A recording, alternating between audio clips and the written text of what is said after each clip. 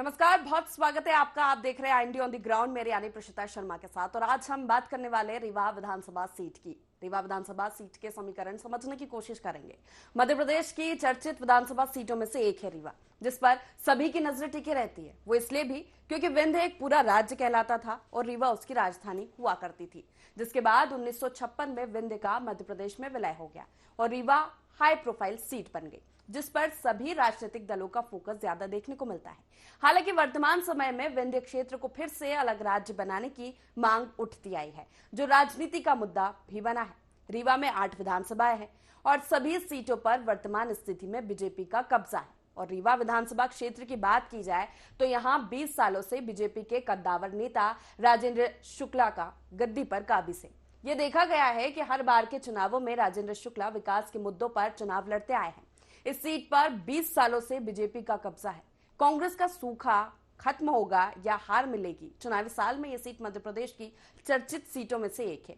इस सीट पर साल 2003 से पहले जहां कांग्रेस का दबदबा रहता था, वहीं यहां पिछले 20 सालों से बीजेपी यहां राज कर रही है। अपनी शान वापस पाने कांग्रेस हर बार चुनाव में अलग अलग चेहरों को सामने ला चुकी है, लेकिन हाथ सिर्फ हार ही लगती है। इस बार क्या कांग्रेस की रणनीति होगी, सालों से चले आ रहे सूखे को भर पाएगी, ये देखने वाली बात होगी। तो चलिए सबसे पहले रीवा विधानसभा सीट के मतदाताओं की स्थिति जान लेते हैं कि यहाँ पर मतदाताओं की स्थिति क्या है। तो यहाँ टीवी स्क्रीन पर आप देख सकते हैं। मतदाताओं की बात की जाए रीवा विधानसभा के तो पुरुष की संख्या है 1,61,162। महिला मतदाताओं की बात करें तो 1,49,486। अन्य 14 है, तो कुल मिलाकर 3,10,662 यहां पर है। हालांकि रीवा शहर ने विकास के पंख लगाए हैं, लेकिन ये जो मतदाताओं की संख्या है यही तय करती है उम्मीदवारों के भाग्य का फैसला।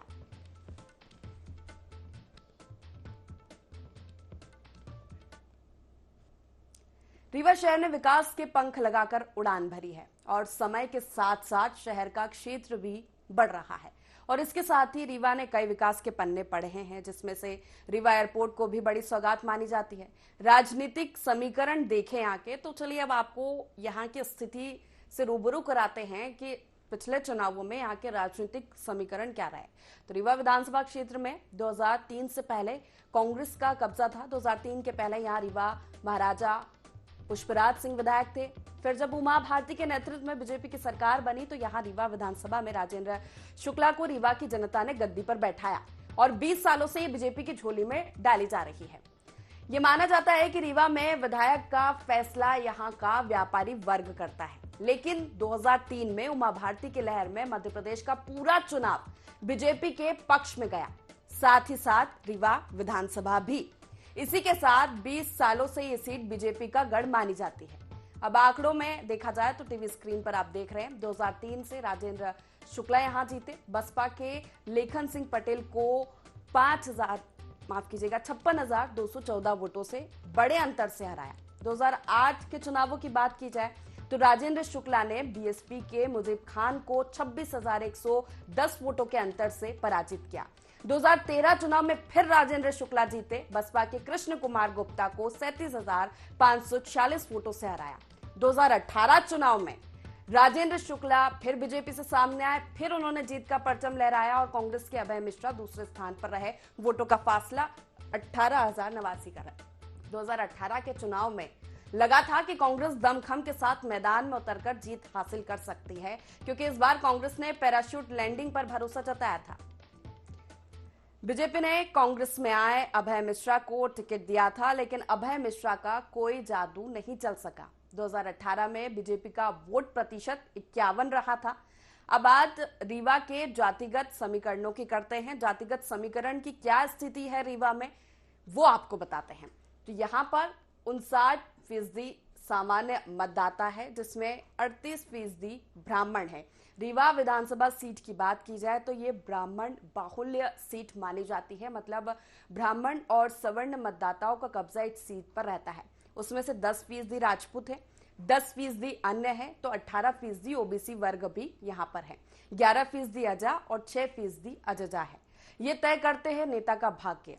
चूंकि रीवा विधानसभा सीट जनरल सीट है और ब्राह्मण बाहुल्य क्षेत्र है, तो चलिए अब रीवा विधानसभा सीट पर दावे किए जा रहे विकास के कि कई विकास यहां पर कराया गया है। राजेंद्र शुक्ला का कहना है 20 सालों से विधायक के विकास के मुद्दे आपको दिखा रहे हैं। शहर में सीवर पाइपलाइन का कार्य हुआ है, बिहार नदी में इको पार्क और रिवर फ्रंट का निर्माणाधीन है ये कार्य। शहर भर में सड़कों का जाल बिछा है, लेकिन अभी भी कई इलाके ऐसे हैं जहां पर सड़कें बनना बाकी है। शिक्षा और स्वास्थ्य की सुविधाएं बेहतर मिल रही है, लेकिन अब भी कहीं ना कहीं कमी है।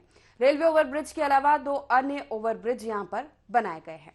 रीवा में हवाई पट्टी के स्थान पर एयरपोर्ट बनाया गया, ये सबसे बड़ी उपलब्धि रीवा विधानसभा सीट की है जहां पर यह विकास हुआ है। हाल ही में हुए मंत्रिमंडल विस्तार में हमने देखा कि राजेंद्र शुक्ला को मंत्री पद देकर यह माना जा रहा है कि बीजेपी ने यह सीट अपने खाते में कर ली है। सबसे बड़ा फायदा वोटों का है। राजेंद्र शुक्ला को मंत्री बनाने से विंध्य क्षेत्र के सवर्ण और ब्राह्मण वोटों को बीजेपी ने साध लिया है, ये माना जा रहा है। वहीं अब रीवा में महापौर का चुनाव जीतने के बाद कांग्रेस में भी काफी उत्साह देखा जा रहा है। कांग्रेस पार्टी से भी लगातार जो दावेदार है वह अपनी उम्मीदवारी जता रहे हैं और साथ में भाजपा सरकार और विधायक पर निशाना साधने में कोई कसर नहीं छोड़ रहे हैं। ये सियासी सवाल टीवी स्क्रीन पर आपको दिखा रहे हैं राजेंद्र शुक्ला का।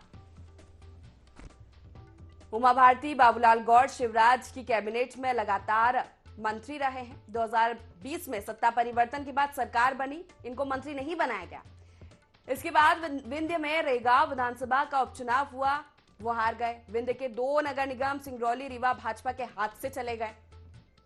इस बड़ी हार का कारण माना गया राजेंद्र शुक्ला की उपेक्षा होना। यही कारण है कि चुनाव से ठीक पहले राजेंद्र शुक्ला को मंत्री बनाया गया है।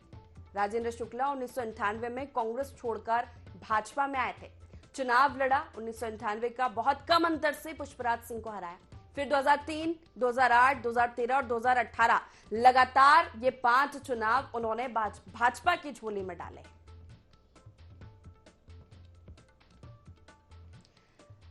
तो दावे और वादे लाख किए जा रहे हैं। रीवा विधानसभा सीट की अगर बात की जाए तो यह माना जाता है कि रीवा विधानसभा सीट पर राजेंद्र शुक्ला 20 सालों से काबिज है और ये सिर्फ विकास के मुद्दों पर चुनाव लड़ते हैं और रीवा की जनता भी विकास के मुद्दों पर इन्हें मतदान करती है, वोट करती है।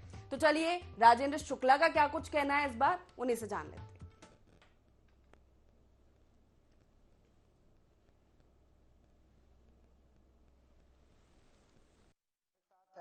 20 साल से रीवा विधानसभा के विधायक और वर्तमान में कैबिनेट मंत्री हैं और जनसंपर्क विभाग आपके पास में है। आप कैसे देखते हैं पूरे विकास को और क्या करने की ज़रूरत है और रीवा शहर में? हम कैसे क्या देखते हैं ये बहुत महत्वपूर्ण नहीं है। रीवा में जो काम हुआ है उसको जनता जनार्दन कैसे देखती है ये ज़्यादा महत्वपूर्ण है। लोग ये मानते हैं कि रीवा की तस्वीर बदली है और रीवा के नागरिकों की प्रति व्यक्ति आय बढ़ी है। सिंचाई के नहरों के जाल ने आर्थिक क्रांति लाने का काम किया है, उससे हमारा व्यापार बढ़ रहा है, बाज़ार की रौनक बदल रही है।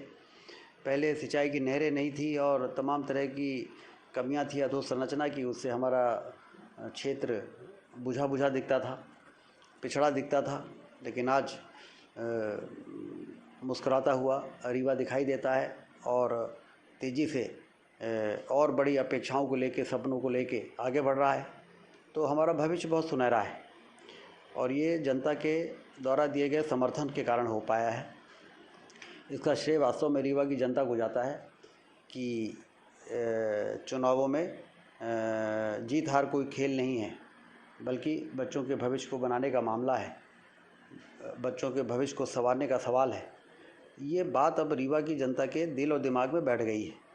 इसलिए चुनाव में उनके द्वारा दिया गया वोट का क्या सदुपयोग हो रहा है, ये लोग बारीकी से उसका मूल्यांकन कर रहे हैं, आकलन कर रहे हैं और उसमें भारतीय जनता पार्टी को खरा पाते हैं। क्योंकि वोट तो बहुत बार बहुत लोगों को दिया गया, लेकिन 2003 के पहले रीवा पिछड़ा दिखता था और 2003 से और 2023 की जो यात्रा है उसमें रीवा महानगरों से टक्कर ले रहा है। तो इसलिए यही एक कारण है जो आपने शुरू में कहा कि देश और प्रदेश में रीवा के विकास की चर्चा होती है। लगातार महानगरों के में शुमार हो रहा है रीवा शहर। एयरपोर्ट आ गया, वाइट टाइगर सफारी आ गई, सौर ऊर्जा का बड़ा प्लांट लगा। आप लगातार कहते आ रहे थे कि मंत्री बनना इतना महत्वपूर्ण नहीं है। विधायक भी अगर चाहे तो अपने क्षेत्र का लगातार विकास कर सकता है और वो अब आपने करके दिखाया भी है। अभी क्या ऐसा लगता है राजेंद्र शुक्ला जी को कि अभी रीवा में बड़ी उपलब्धि और लाई जा सकती है? जनता का आशीर्वाद 2023 में भी मिले, ऐसे हम लोग निवेदन कर रहे हैं, आशीर्वाद मांग रहे हैं जनता से, क्योंकि अभी सिंचाई के रकबे को 3 लाख एकड़ से बढ़ाकर रीवा ज़िले में 6 लाख एकड़ करना है और फिर 6 लाख एकड़ से बढ़ाकर 9 लाख एकड़ करना है। यदि मऊगंज ज़िले को भी हम जोड़ लें तो रीवा में खेती का जो क्षेत्रफल है वो लगभग 9 लाख एकड़ है और 9 लाख एकड़ में 9 लाख एकड़ में हम सिंचाई का पानी पहुंचाना चाहते हैं, क्योंकि 3 लाख एकड़ में पानी पहुंचने का रिस्पांस इतना अच्छा है कि उससे प्रति व्यक्ति आय बढ़ गई है। तो 3 लाख एकड़ ने इतना बड़ा कमाल कर दिया, तो अब हमारा मिशन है कि इसको 6 लाख एकड़ में जो काम चल रहे हैं वो पूरे हो जाएं और 9 लाख एकड़ में पहुंचाने के लिए मऊगंज इलाके में जो लगभग 4000 करोड़ का काम होना है, तो उसके लिए प्राथमिकता से काम होगा। फिर जैसा आपने कहा, हवाई अड्डा मार्च में जब 72 सीटर का शुरू हो जाएगा तो देश विदेश देश के कोने कोने से लोगों को रीवा आने में हिचकिचाहट नहीं होगी। जो लोगों के पास समय कम है और जो रीवा में निवेश कर सकते हैं, चाहे वो टूरिज़्म के लिए लोग आना चाहें, चाहे वो निवेश के लिए आना चाहें, अब उनके पास ये बहाना नहीं रहेगा कि रीवा में एयरपोर्ट नहीं है। और मेडिकल के क्षेत्र में आप देख ही रहे हैं, रीवा में रोज़ नए मल्टी स्पेशलिटी हॉस्पिटल्स आ रहे हैं। अपोलो वाला भी वात्सल्य जो रेतरा में शुरू हुआ था, मैंने देखा उसके ऊपर अब अपोलो का बोर्ड लग गया है, अपोलो वालों से उनका कॉन्ट्रैक्ट हो गया है।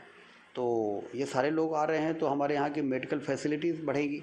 बड़ी सौगात लगातार आप रीवा शहर को दे रहे हैं। पचमढ़ा एक धार्मिक स्थल है और फिर जो नदी है वहाँ पर रिवर फ्रंट का बड़ा काम चल रहा है, कब तक बड़ी सौगात लोगों को मिलेगी? पचमढ़ा का तो लोकार्पण हो चुका है, वहाँ के 5 एकड़ के पूरे परिसर का कायाकल्प हो गया, सौंदर्यीकरण हो गया उसका। जब हमने लोकार्पण किया, चारों मठ की प्रतिकृति वहाँ पर बनी है।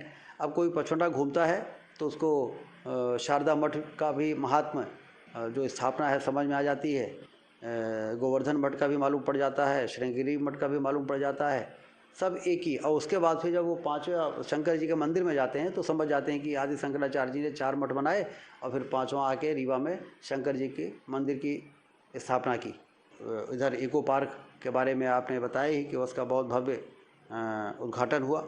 अब इको पार्क से लेके पचमढ़ा के बीच का जो रिवर फ्रंट है उस पर युद्ध स्तर पर काम चल रहा है। ये थे रीवा विधानसभा के विधायक और मध्य प्रदेश शासन के कैबिनेट मंत्री राजेंद्र शुक्ल, जिन्होंने कहा कि रीवा में विकास करना उनका मुख्य उद्देश्य है और लगातार जनता के बीच वो बने रहते हैं। और एक संकल्प है कि रीवा मध्य प्रदेश में जिस तरीके से रीवा का नाम है और लगातार विकास के कार्य हो रहे हैं तो निश्चित तौर पे एक चर्चा का विषय है। तो राजेंद्र शुक्ला तो विकास के दावे कर रहे हैं, लेकिन रीवा में महापौर का चुनाव जीतने के बाद कांग्रेस में भी काफी उत्साह देखा जा रहा है। कांग्रेस पार्टी से भी लगातार जो दावेदार है वे अपनी उम्मीदवारी जता रहे हैं और साथ में भाजपा सरकार और विधायक पर निशाना साधने में कोई कसर नहीं छोड़ रहा है। आपको बता दें कि इस विधानसभा सीट से कांग्रेस की महिला नेत्री कविता पांडे, निगम महापौर अजय मिश्रा, बाबा, जिला अध्यक्ष राजेंद्र शर्मा सहित मनीष गुप्ता अपनी दावेदारी करते नजर आ रहे हैं। हमारे साथ हैं रीवा नगर निगम के महापौर अजय मिश्रा बाबा जी। हम आपसे जानेंगे रीवा विधानसभा को कैसे देखते हैं आप? देखिए, रीवा विधानसभा जो है ये 2003 से लगातार भारतीय जनता पार्टी के विधायक, अब भारतीय जनता पार्टी के ये कहिए कि प्रतिनिधि के कब्जे में रही है और उनके द्वारा इस विधानसभा में कोई भी ऐसा कार्य नहीं किया गया जिसको हम ये कहें कि ये पूर्ण विकसित विधानसभा है। बड़ी छोटी विधानसभा है। यहाँ के जो विधायक हैं वर्तमान में वो मंत्री थे और भारतीय जनता पार्टी से 13 वर्ष वो मंत्री थे, बड़े पावरफुल मंत्री थे, पर उन्होंने कभी भी इस विधानसभा का पूर्ण विकास करने की मानसिकता नहीं रखी। उन्होंने एक काम जरूर किया कि रीवा की सारी सरकारी ज़मीनों को बेचना और बिल्डरों के हाथ में रीवा को सौंप देना, वो भी रीवा से बाहर के जो बिल्डर आए, चाहे वो समदरिया हो, चाहे बलसर हो, चाहे एक गुप्ता एंड कंपनी है वो हो, उनको उन्होंने सारी सरकारी ज़मीनें बेच दी। सरकारी ज़मीनों के साथ साथ अब उन लोगों की नज़र प्राइवेट ज़मीनों में भी चली गई। तो रीवा को एक तरह से सिर्फ बेचने का काम किया, विकास के नाम पे सिर्फ झूठा वादा और आश्वासन दिया। अब चुनाव नज़दीक है, जनता के बीच ऐसे कौन से मुद्दे होंगे जिनको लेके आप जाएंगे? देखिए, जनता के बीच में तो हमारे पास एक सबसे बड़ा मुद्दा है कि रीवा बचाओ, क्योंकि अगर ये दोबारा सरकार आई और रीवा के जो ये माननीय विधायक राजेंद्र शुक्ला जी हैं, जो अभी 1.5 महीने के लिए मंत्री बने, सिर्फ इसलिए मंत्री बने कि हम मंत्री बन के अपना पुराना हिसाब किताब सब बराबर कर सकें, तो अगर वो आए तो अब रीवा की सरकारी ज़मीन तो बची नहीं, तो अब ये इर्द गिर्द जो रीवा विधानसभा से लगी जो हमारी ग्राम पंचायतें, उनकी प्राइवेट ज़मीनों को सरकार के किसी स्कीम में एक्वायर कराकर और उसको बेचना शुरू कर दिया। तो रीवा को हमको बचाने के लिए ये मुद्दा लेना है। दूसरा, मैं रीवा का एक महापौर हूँ, 23 साल तक भारतीय जनता पार्टी के यहाँ पर महापौर थे और 23 साल में उन्होंने कोई ऐसा डेवलपमेंट नहीं किया। रीवा के विधायक ने ये बोला कि रीवा महानगर बन गया, बड़े बड़े फ्लाईओवर बन गए, बड़े बड़े मॉल बन गए, दुकानें बन गई। 1 अगस्त 2022 को जब मैं अपने कार्यालय पहुंचा और उसके बाद मैंने समीक्षा बैठक की और अपने पार्षद साथियों के साथ, अपने शहर अध्यक्ष लखनलाल खंडेलवाल जी लोगों के सबके साथ जब मैं शहर भ्रमण करना शुरू किया, तो मेरे को ये सोच के बड़ा तकलीफ हुई कि जिस शहर में 23 साल भारतीय जनता पार्टी का महापौर, 20 साल भाजपा की सरकार, 10 साल भाजपा का केंद्र में सरकार, 8 विधायक, एक सांसद भाजपा की, उस शहर के बस्तियों में, वार्डों में आज भी वही स्थिति है जो 20 साल पहले थी। तो आपने क्या विकास किया? हमने 82 करोड़ के लगभग के निर्माण की टेंडर कराए। रीवा के साथ जितना छलावा और जितना ये कहिए चाहिए भ्रष्टाचार रीवा विधायक राजेंद्र शुक्ला द्वारा किया गया, उतना किसी ने किया। यही सब मुद्दा लेकर हम जनता के पास जाएंगे। बिल्कुल, ये थे रीवा नगर निगम के महापौर अजय मिश्रा, जिनका साफ तौर पे कहना था कि रीवा बचाओ अभियान जैसे मुद्दे, और जबकि आपके महापौर हैं और लगातार आपने कहा कि करोड़ों रुपए की लागत से रीवा शहर में विकास के कार्य कराए जा रहे हैं। कांग्रेस पार्टी के जो प्रदेश महासचिव हैं मनीष गुप्ता जी, हम आपसे भी जानेंगे कि किस तरीके से कांग्रेस पार्टी रीवा विधानसभा में काम कर रही है, कितना विकास हुआ है रीवा विधानसभा में, हम आपसे जानना चाहेंगे, और कैसे आप देखते हैं रीवा विधानसभा को? विकासों की तो झड़ी लगा चुके हैं यहाँ के मंत्री महोदय जी। यहाँ विकास के अलावा कुछ काम ही कहाँ हुआ है, और इतना विकास हुआ है, यहाँ का युवा तरुणाई, यहाँ की जो बहनें हैं जो एजुकेशन करके हुई हैं और यहाँ पढ़ के जो बच्चे हुए हैं, यहाँ पर युवा साथी हमारे जो हुए हैं, लाले पड़े हुए हैं। मैं कहाँ जाऊँ नौकरी करने? मैं पढ़ तो लिया हूँ, ज़मीन बेच दिया हूँ, घर बेच दिया हूँ, पर मैं नौकरी करने कहाँ जाऊँ? ये सबसे बड़ी बेरोजगारी की समस्या रीवा में है। 15 सालों में रीवा बदला, ऐसा भाजपा के लोगों का कहना है, आप कैसे देखते हैं? मैं भी सूता जानने वाला व्यक्ति हूँ, मैं इंच बजाने वाला व्यक्ति हूँ, मैं भी फुट जानने वाला व्यक्ति हूँ। फ्लाईओवर कैसे बनाए जाते हैं? ऐसे थोड़ी बनाए जाते हैं।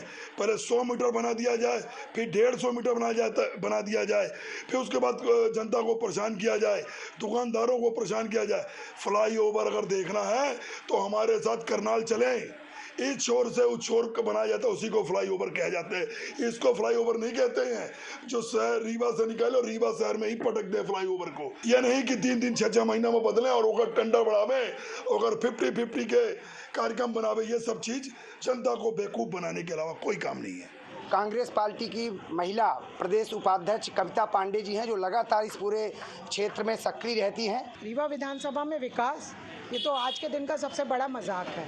यहाँ तो जो इंफ्रास्ट्रक्चर होता है, अधोरचना, सामान्य जो विकास की चीज़ें हैं वो तक नहीं है। रीवा शहर के 80% जगहों में पानी नहीं है, बिजली पूरा दिन 10 से 15 बार गोल रही है, ट्रांसफार्मर पूरे के पूरे जले हुए हैं, सड़कें ना के बराबर हैं, बजबजाती नाली है और तमाम इस तरीके की जो छोटी मोटी समस्याएं जिसका समाधान होना चाहिए। पुराने रीवा में आप घुस जाइए, पतली पतली गलियां, मल सड़कों में बहता हुआ, मतलब उससे बड़ा दुर्भाग्यपूर्ण बात कुछ नहीं हो सकती। पानी जो आता है उसमें केचुए आते हैं, गंदा पानी आता है और मीठा पानी के नाम पे हज़ारों करोड़ की ठगी हुई।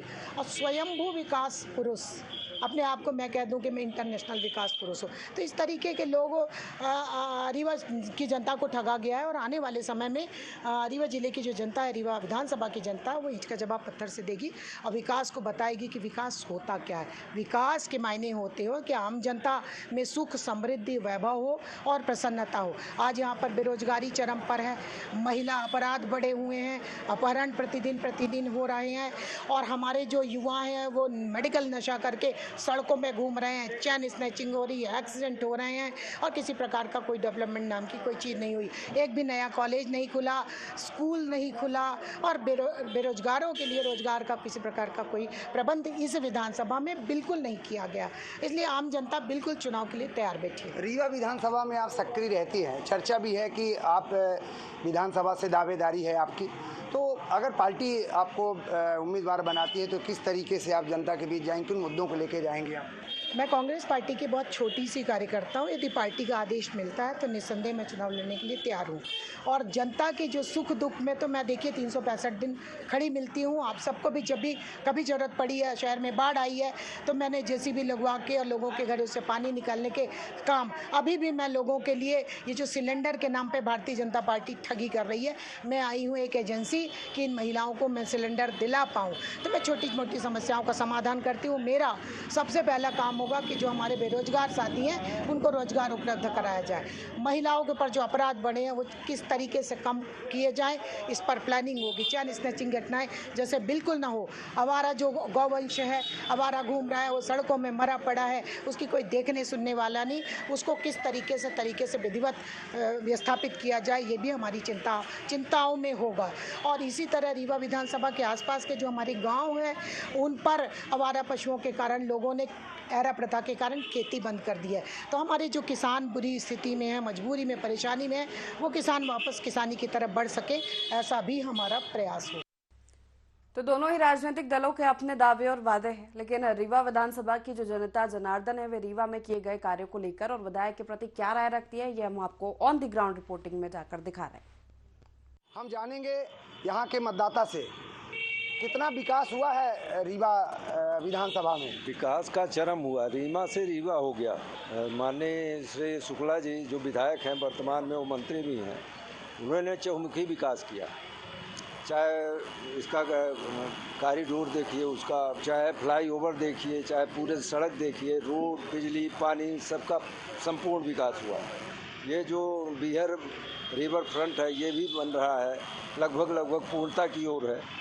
तो लगभग चहुमुखी विकास की ओर अग्रसर है रीवा। और रीवा इसलिए कह रहे हैं कि पहले कभी रीवा हुआ करता था।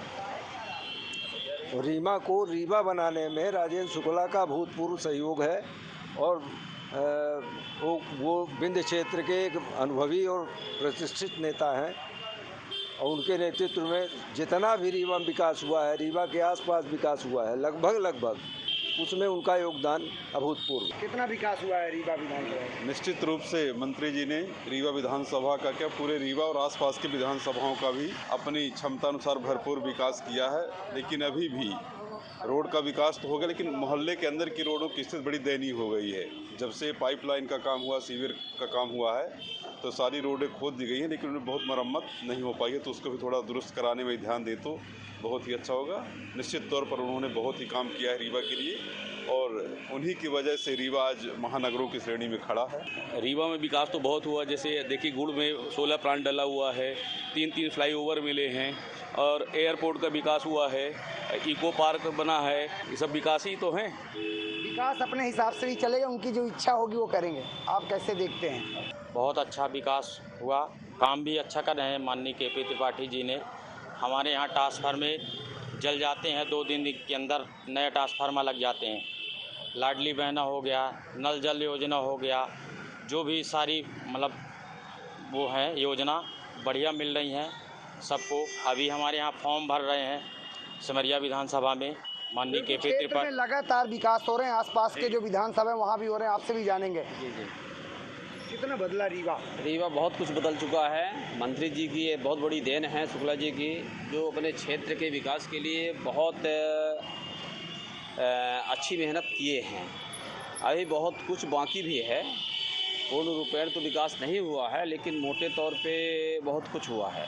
बहुत बदल गया रीवा, अभी और कुछ करने की ज़रूरत है। हम आगे भी जहां पर चौपाल लोगों की होगी और लोगों से जानेंगे कि रीवा में कितना विकास हुआ है और विधायक ने कितना काम किया। आपको बता दें, चूँकि यहाँ से कैबिनेट मंत्री राजेंद्र शुक्ल हैं, उनका विधानसभा क्षेत्र है, हम आगे भी जाके लोगों से बात करेंगे। ये विकास जो है वो एक निरंतर सतत प्रक्रिया है, किसी भी कार्यक्रम की हो। विकास जब होगा तो तभी बाकी चीज़ें होंगी। जो शिक्षा है, स्वास्थ्य है, इस पे हमने कितना विकास किया, जिस पे हमारा बेस रहता है। जब हमारा शिक्षित होंगे, स्वास्थ्य सही रहेगा। शिक्षा और स्वास्थ्य पे हमने रीवा ने कितना विकास किया, ये देखने की विषय है।